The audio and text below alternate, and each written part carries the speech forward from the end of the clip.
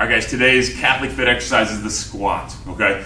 We essentially emphasize the squat, okay, early on as an assessment tool, just seeing how well people do it for two reasons.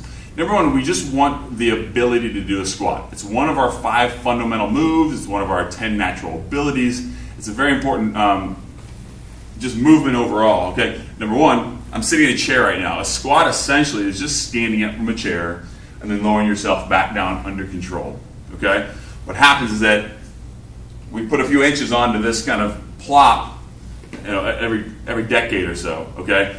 When we can't get out of a chair well, that's when we start having knee problems, hip problems, etc. Okay? So in our workshops, in our student curriculum programs and things like that, what we look at is the ability to squat, a 10-year-old's ability to squat versus their parents' ability to squat.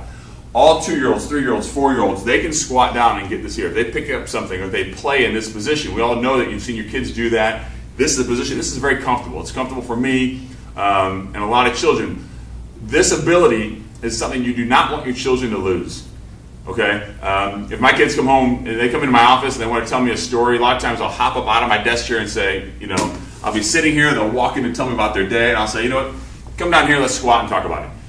All right, what happens is from kindergarten, first grade on, right when we start sitting in desk chairs, it's not that we're just sedentary. It's not that we're just sitting all day long. It's that we're sitting in such a position that we're literally putting pressure and matting down this tissue, and we're just tightening up our knees and hips in this position. Okay? So from kindergarten through 12th grade, college, and beyond, and then we sit at desk jobs. Okay?